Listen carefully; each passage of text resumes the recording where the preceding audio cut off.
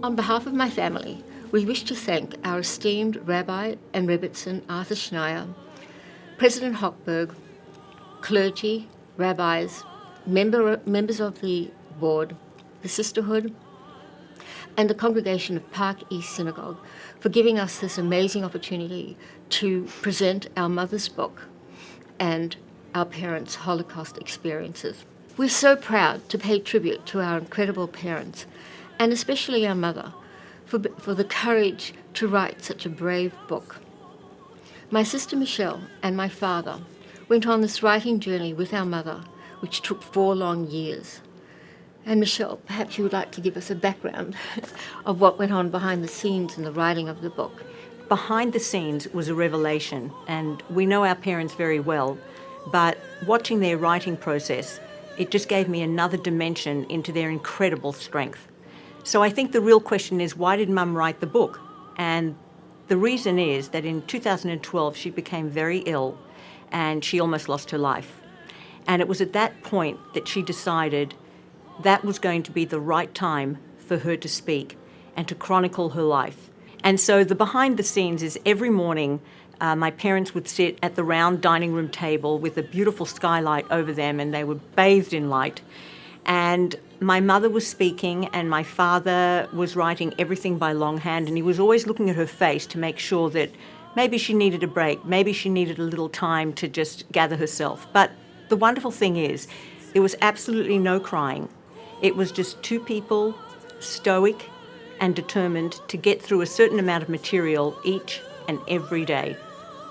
And no matter the emotional toll, no matter the sleepless nights, it was just astounding that our mother could actually, with complete clarity, able to sit and tell her story.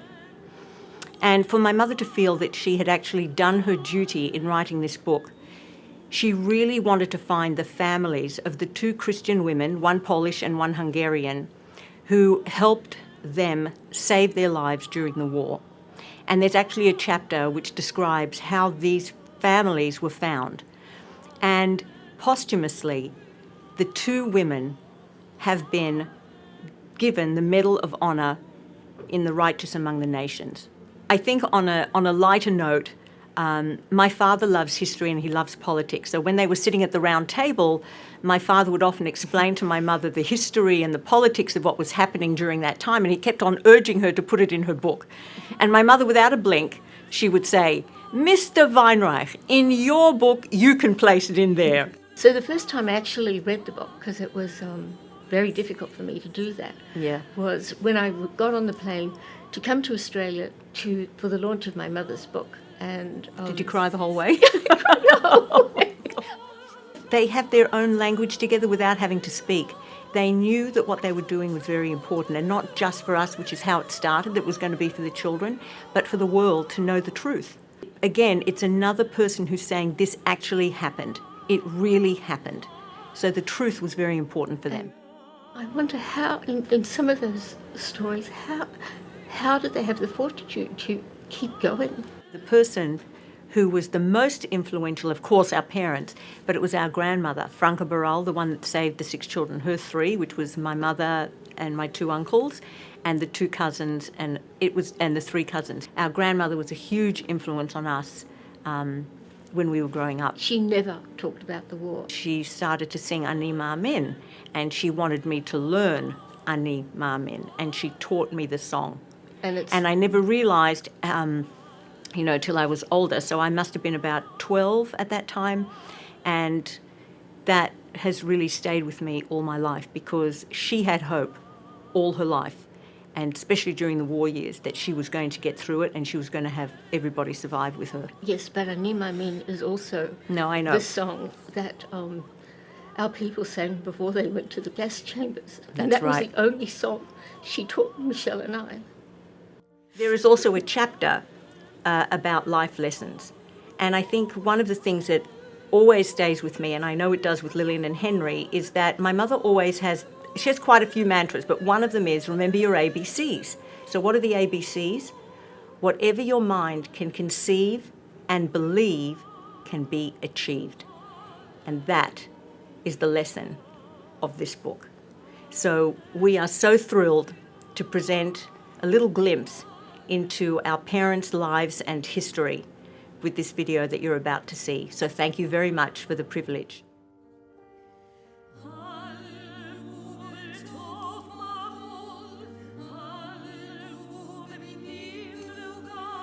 But we're very, very grateful to you, Annette, for describing your survival. And I highly recommend this book, The Right Time to Speak. Hashem said to Abraham, your descendants will be like afar haaretz, like the dust of the earth. And dust cannot be destroyed. No. So would you say that Am Yisrael Chai is really a fulfillment of the bracha that Hashem gave to Abraham, that we are like dust, indestructible. However, when you speak about dust, people trample on dust, right? That's why we have all the persecution, and we have all the sorrows, and we have anti-Semitism from time to time. But never mind, we still are indestructible, and we say Am Yisrael Chai. True. You will see an image of my book's cover. This photo is crucial to my story as it allows me to pay tribute to my mother. She was the lifeline to all of the 6 children in the photo. Without her, I and many other family members wouldn't be here. My mother, Franca, is in the center of the photo, and I am on the top row, far left.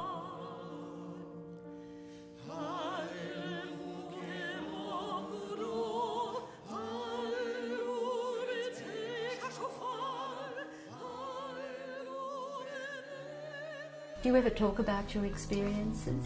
Very little. To be honest with you, we don't speak very little. We don't speak very much about it. I felt Aneta went so much through her life that, believe it or not, when I met her, she couldn't smile. She couldn't smile. She was not a smiler. She's just, And we, in order to have a normal life, it was better for us just to touch it lightly. Now and then, I would tell her story, or she used to tell me her story. Of course, I know it thoroughly. The thing which I do want to say is this, that I'm very proud of her. She's a wonderful girl, and I want to tell to Lillian and Michelle and Henry that Mommy, as you know, is a very courageous woman, and she did it only for one reason only, that you will have a complete and detailed record of actually how your mother survived the war. Aneta, are there any other comments you'd like to make? Well, what I would like to say that I'm very happy to be married. So there's no need to cry, laugh. And that is a compensation I got after the war, together with the 3 children, which we really love and adore. And today I really feel relieved that I was able to say that story of my Holocaust survival, so the children will have a better understanding and a better feel of it. And also for that, I have to thank the Almighty God that gave me the strength to do that. So what I want to say, Baruch atah Adonai Eloheinu, melech haolam, שהחיינו וקיימנו להגיע לזמן הזה. So up until the war came, you were at home, you were with your family. Yes, it was a very nice and close family. We loved each other, and I remember my mother was a very sport-minded person, so she was taking me like skating and skiing. My parents could afford to take us on holidays. My mother had a very good life. She did not need to work because they were so well to do, and she was very social. She had a lot of people surrounding her and a lot of friends, and she was very much loved by the family and other people.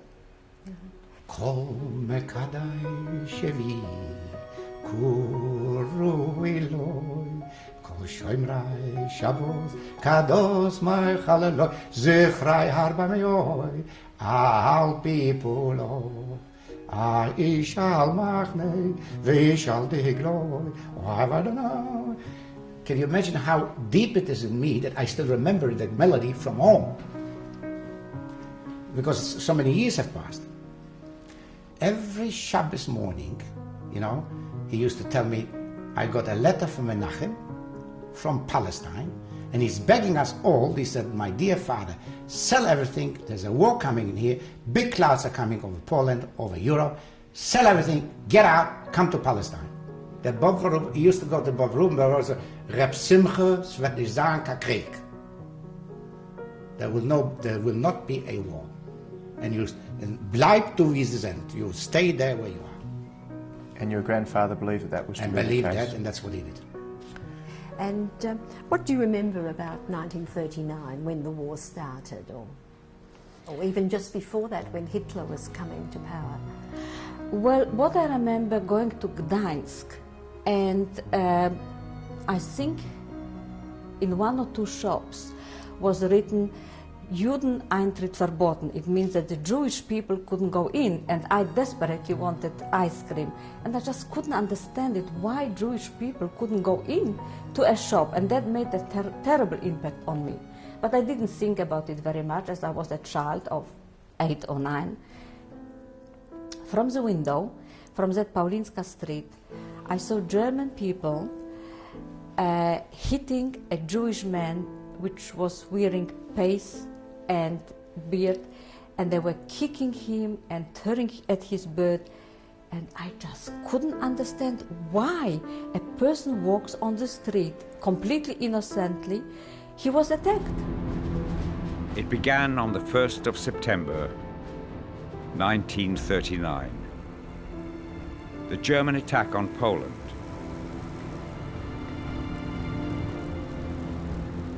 That day, one world became another. The war broke out. What are we going to do? What are we going to do? What was that big? Tell us where you went to. Right. So on a horse and a cart, actually 2 horses, and on one of those Polish carts, a long cart, we loaded up a few things. My mother took a few things, I took a few things, my uncle and auntie, and we were going towards Krakow. And Krakow was only 3/4 of an hour away, 1 hour away. So we came in there, and that's when we started, that's when the bombardment started. Now, that journey, I will never, ever forget in my life. The Luftwaffe, you know, the Stukas, were bombing us from the back and from the front. So when they're bombing in the front, you couldn't get through. And when bombing in the back, you couldn't go back, right? And as a child, of course, I remember till today, the heads and the limbs and the torsos flying all over the place. I always remember the horses when they were hit. The screams of the horses were something incredible. And the thousands of people were killed. You know, the blood was spattered all over the place. The limbs and so on. It was unbelievable. By a miracle, none of us got hit.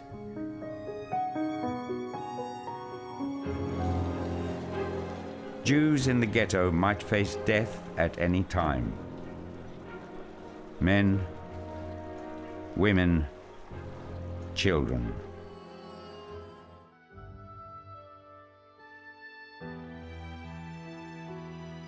I remember that we moved to ghetto, and it was surrounded by wire. Later on they were building the wall, or walls where they couldn't put the wire so that people couldn't go, you know, no free movement.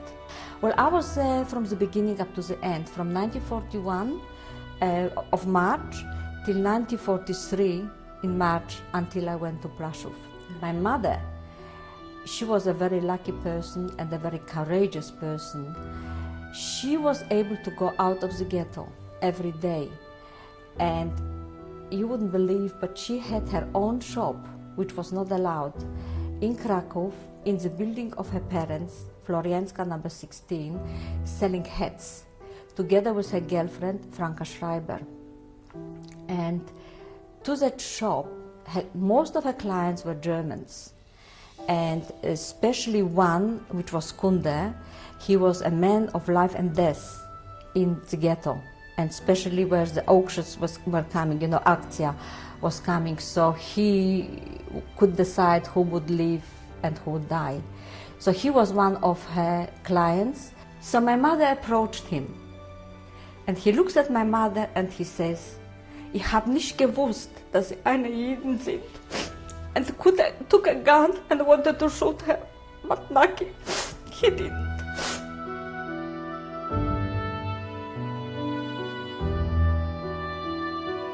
And we were caught in a place called Przemyśl on the side of the Germans. And something horrendous happened, and this turned my thinking immediately for not wanting to go back. Now I'll tell you the story what happened. As I told you, we were hungry, right?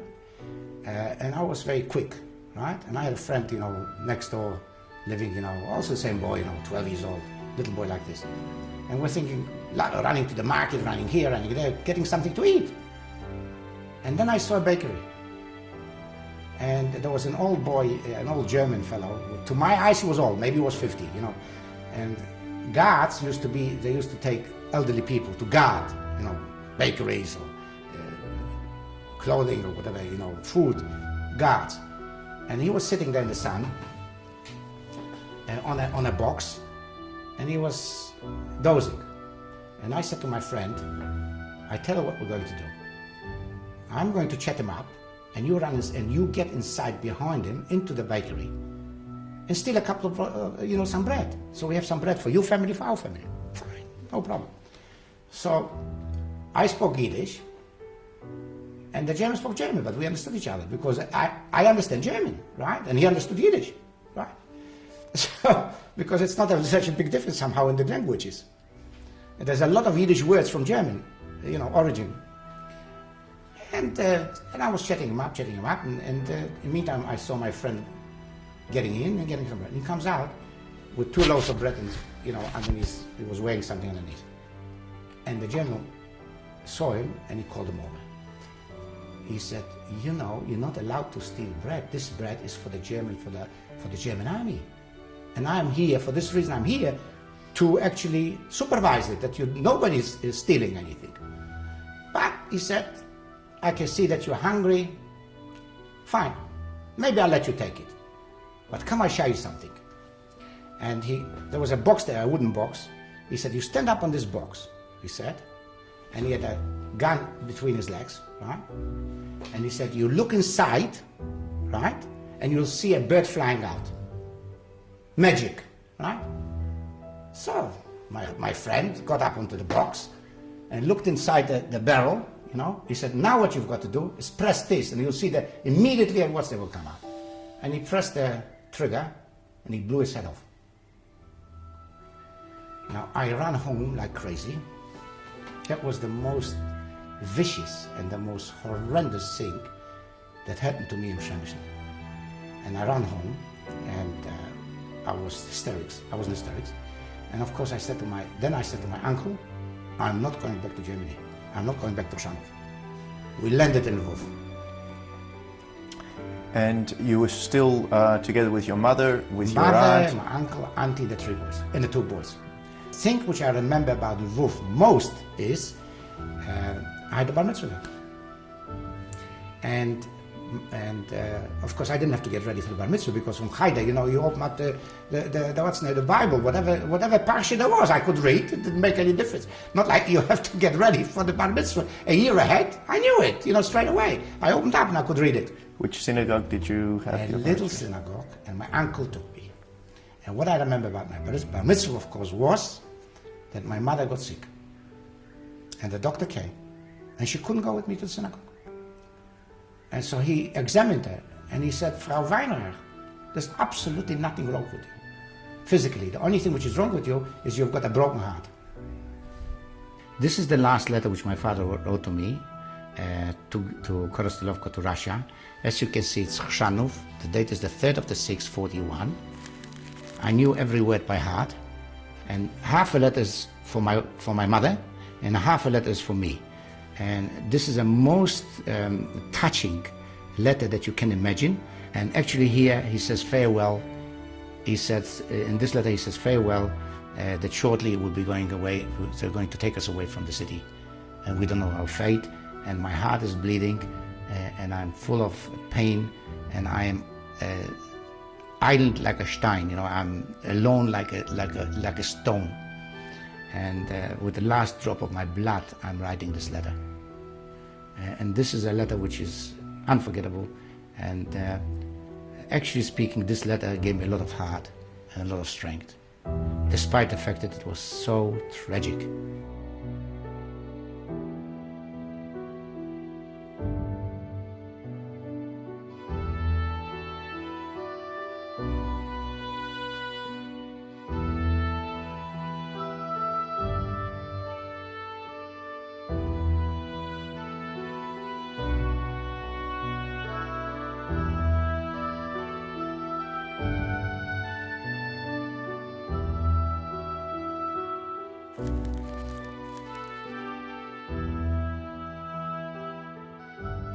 These are the postcards from your brother. Can you tell us about them? Now, my brother was taken early in the peace. The Germans walked in. They took able-bodied young men to Germany to work on their different factories, right? And then finally they took him to Auschwitz as well. And I've forgotten to tell you that my father died in Auschwitz, in Auschwitz, and I have got an eyewitness that my brother actually died in Auschwitz, and how he died was very tragic. He just sat down, he leaned against the wall, and he died of malnutrition and also dysentery. And that's how my brother died in Auschwitz. And for years and years and years, I was always hoping that I will see them coming through the door. And one of the reasons why I went to Poland back is to go to Auschwitz and to say Kaddish, so that their souls will rest in peace finally, because they have got no mitzvah. They've got nothing. And I felt that if I don't say Kaddish in the place that actually they died, I will not be doing my duty as a son or my duty as a brother. And I really adore them.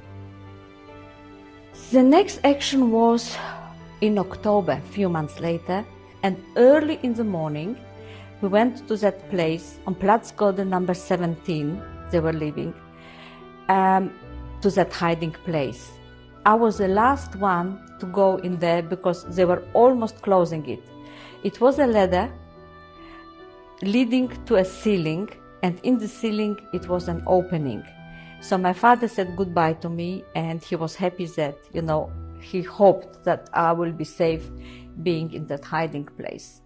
Okay, so my father left, and Where did he go? he went to get the stamp on his Kenkarte. So my father left, and we closed the door, the trap door, and we were sitting there. And what we had, there were enormous shouting and shooting and screaming, children screaming, and it was something unbelievable, because where we stayed, that on that Platz Golden number 17, it was a square that they were bringing all the people to transport them away. And all of a sudden, what we hear, boots walking into that house, and they were looking everywhere, and they couldn't find anything. And one of the German persons said, "So eine leere Bude, alles versteckt." It means it is so empty, everybody must be hiding. And as they said that, apparently they came with the dogs, and the dogs started to bark. Upstairs, we were completely numb, because we knew if they'll find us, we are finished. And I think altogether, I did not know those people, we were approximately 30 people, and among them were 2 babies. And as the Germans came in, and as the babies had the dogs barking, they started to cry. So the mothers had to put cushions on their faces, and unfortunately one of the babies was choked, and that probably saved my life. And that's why I'm here today.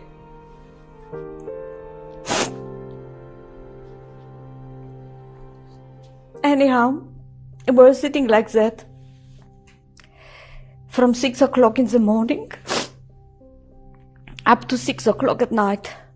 And we had the shouting and the shooting, and then we had the trucks taking the people away, and then all of a sudden became quiet, like a morgue.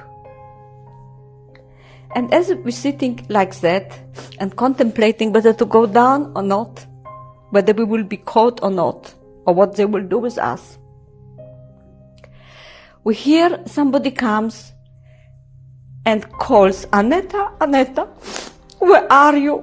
It was my father. And I said, "I'm here." And he says, "I don't believe. Come down. When I see you, I'll believe."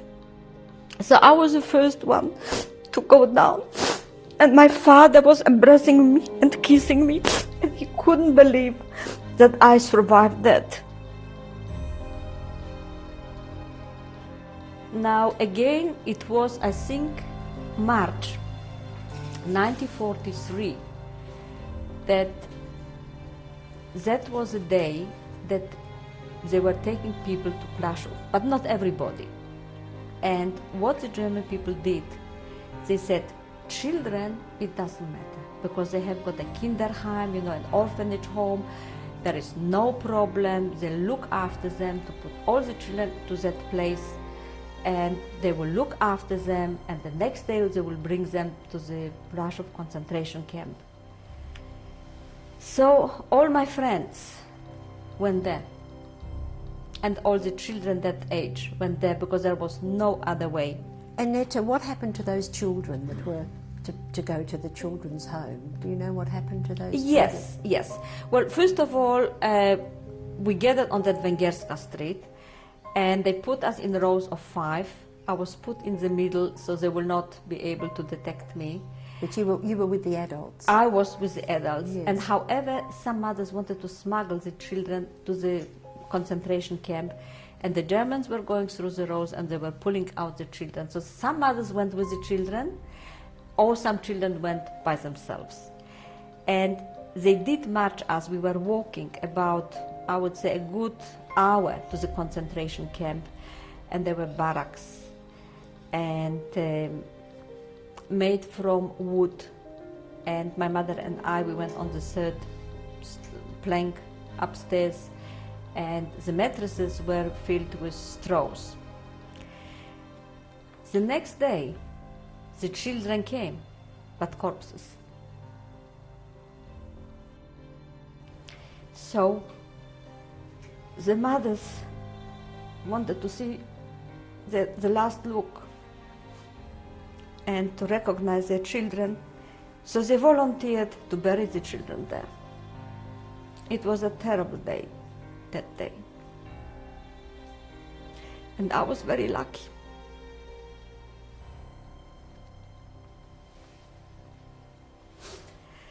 Well, the life there definitely was not easy. First of all, the pavements were done from tombstones, because Plaszow was a cemetery, a Jewish cemetery. They took us at 3 o'clock in the morning to line in front of the barracks, and they were counting and recounting and counting and recounting. And how did you and your mother cope in the barracks and going to work every day? I don't think, especially I would have survived. It was not easy. It was an inhumane life. But lucky that Madrid wanted 300 volunteers to his factory in Tarnów, which was in the ghetto. And my mother volunteered. First of all, she knew that it's better to be in a ghetto than to be in a concentration camp. My mother took that big risk, because it was a risk. You never knew that you will reach Tarnów. So we spoke to my father, through the wire, because we couldn't reach my father any other way. And we told him that we are going to Tarnów. And so, what sort of work were you doing? My mother and I, As I mentioned, we were working at Madrid's place. It was a factory that they were sewing uniforms for the German people. My mother and I, we were sewing buttons.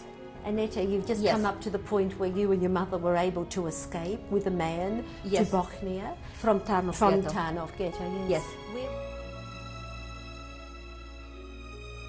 Somehow my mother found out that there is a settlement of Polish people in Dunamoc. It was a nice little country place. We were living there in a hut, not in a house, but in a hut. The name of the man that hired us that hut was named Bacz-Korbaczy. Bacz-Korbaczy was an anti-Semite. And he was coming every day to us. And we had to march with him around the room and sing with him, Elek Saloshimeta Hitler, Ejido Kejido. And that was not easy on us. All the 6 children were now together with us in Dunamoc. It was not easy for my mother to have 6 children. And then we were all going to a Polish school. And pretending that we are not Jewish, we are Christian, Roman Catholic Christian. Did the Poles suspect you in any way? 100%. 100%. I remember going there, and every morning we were praying. We were very religious, as to say, because before we started school, so we were praying. We had to cross ourselves, and the prayers were as such. Ojcze nasz, któryś jest w niebie, święci imię Twoje, przyjdź królestwo Twoje, bądź wola Twoja. That was one. And the second one was Zdrowaś Maryjo, łaskiś pełna, Pan z Tobą, błogosławionaś Ty między niewiastami i błogosławiony owoc żywota Twojego, Jezus. So that we had to say every day. Okay, now my mother saw that there is not a way to stay in Dunamoc. So she decided again to escape. Mother was with the 6 children? Yes, all 6 was us. So again, we found ourselves on the streets in Budapest, and it was a horrible feeling not to have a roof under your head. Somehow my mother found a lady called Ilonka Nemes. She had a German husband, but he was luckily away, fighting. And she took us to her place, and we stayed in her place, locked in, so the neighbors will not see us, because they might say, who are those people, and then again detect that we are Jewish. After a while staying there, she said that the best place for us will be in the country. So the best way would be if we go to her parents, to Nyíregyháza. And so it went. So we went to Nyíregyháza by train. We arrived to that country, and it was beautiful. Her parents were so nice to us and so kind to us. And had the war already started in Hungary by this time? Mm-hmm. Yes, we had that from Debrecen there were different transports of Jewish people to concentration camps. That we had. We left Nyíregyháza to Budapest again to be able to go to Bucharest. So in Bucharest, I think we were beginning of 1945. It was, I think, in February. And we were a few months there until the war ended.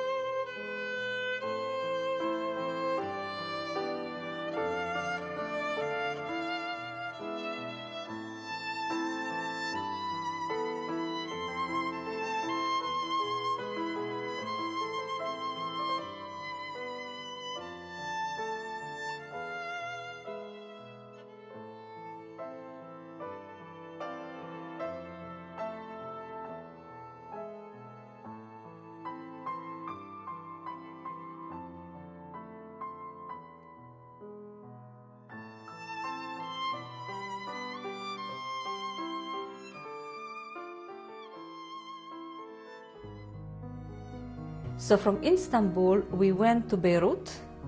We stayed in Beirut overnight. And then by bus, we went to Israel. And I remember going in that bus. And they were singing Shalom Aleichem.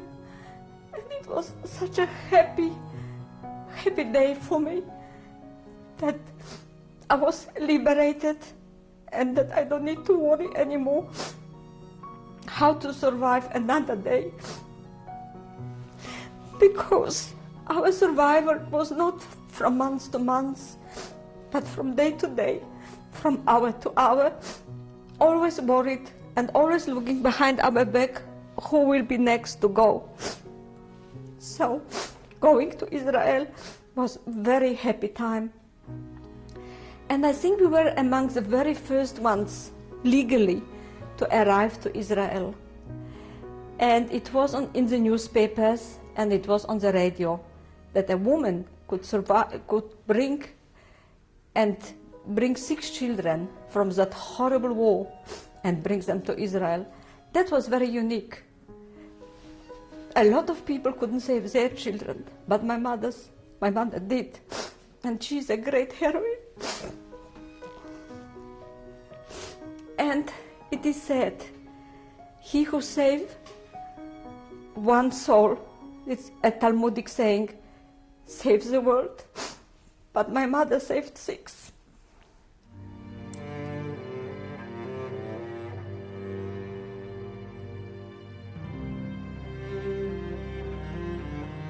My uncle said that my mother brought a packet of goyim, that we know nothing about Judaism. So, in order to be again Jewish, he said, send them all to a Mizrahi school. And on top of it, if there was a God in heaven, and my father was so pious, and he was so religious, and he observed all the 365 commandments, and my grandfather, why did he get killed? Where was God? As a Holocaust survivor, don't ask the question why. Why? Because you will never get an answer. Correct. The answer is Echo. How do we survive? Correct. Because why? Well, there's no answer. There is no answer. No. All right? Said until you saw the film of Schindler's List a few years ago, you had Yes. never spoken about your story before? Never. Never spoke about my story, never told my story to anybody, because I felt it is behind me. It came out, Schindler's List, a film by Steven Spielberg. And the girl said, would you like to come with us? And I said, yes, I will come with you. And I couldn't believe what I saw in that film. It was exactly, or most of that film, where I have been and what I went through. And when I saw Yitzhak Stern playing such a big part in that film, I got a shock. I didn't believe that Yitzhak Stern, that he was a good friend of my parents, and that I myself knew him so well. He was a highly intelligent person and a most delicate person you can meet in your life. So you went in 46 back to Poland. Yes. And the journey took us 4 weeks, and it took me 9 months to get the documentation to go to Australia. One of those trips I remember very clearly, which was also very tragic. My mother was very clever because anti-Semitism was raging in there. When they saw a Jew still alive, they couldn't believe it. They just could not believe it, a Jew was still alive. We don't want you here. Hitler didn't kill you yet? Where did you escape, right? So she bought me a Polish coat from the army, an army coat, and she said, always have your collar up. And she bought me such a cap, a Polish military cap, and that's how I was traveling. I was sitting in a train, it was dark, nighttime, and there was a young couple sitting opposite me. And somehow Jews, they smell one another straight away. And straight away I saw them, they're Jewish. They didn't know I was Jewish, but I saw them, they were Jewish. And I look at them, I said, I'm Khuyet. I said, where are you going? I said, we're going to Warsaw to fix up a few documents because we've got to go to Melbourne. We're going to Melbourne. They're newly married and they're going to Melbourne. So I said, we're going to exchange, telephone, addresses when I'm in Sydney. We'll see each other. And the train used to stop very often on the way, Anyway, the train stopped, it was pitch dark. And some hooligans came into the train and they looked with torches and they looked at these people. These are Jews.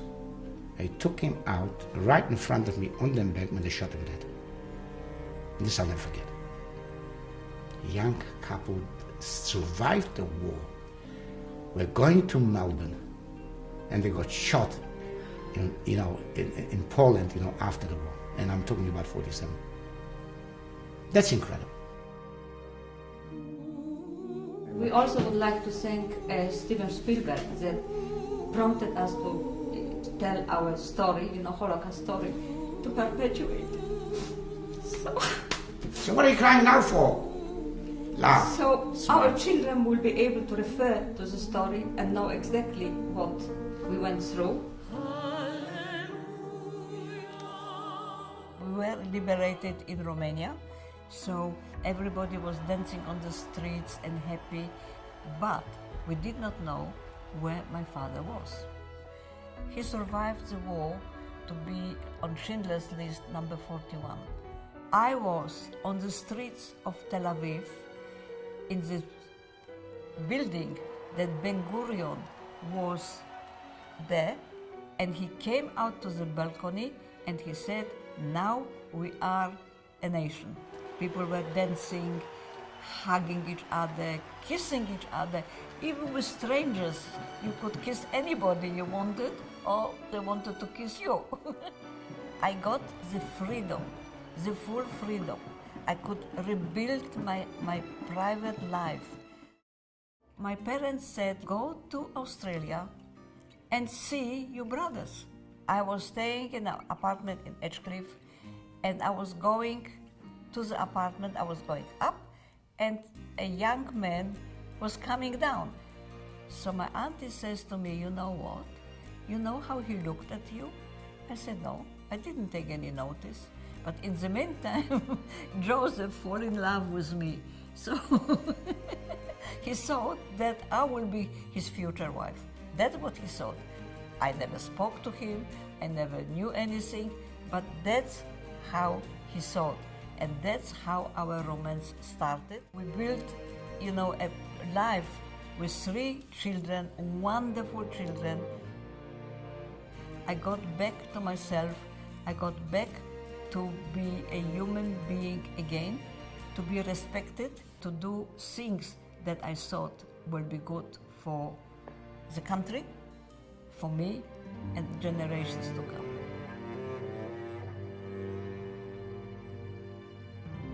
Behi ratzon Adonai Eloheinu shetachadash uleinu es hachodesh hazeh yireu.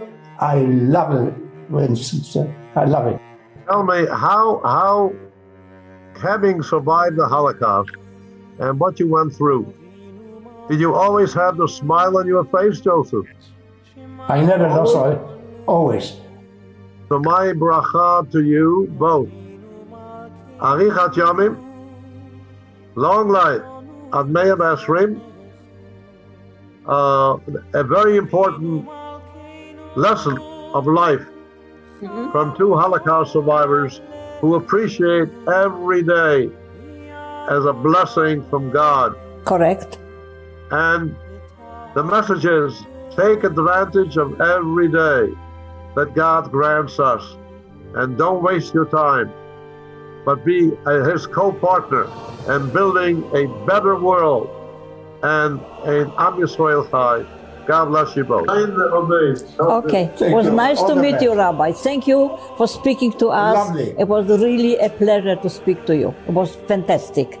I invite you to come to Sydney. You are okay.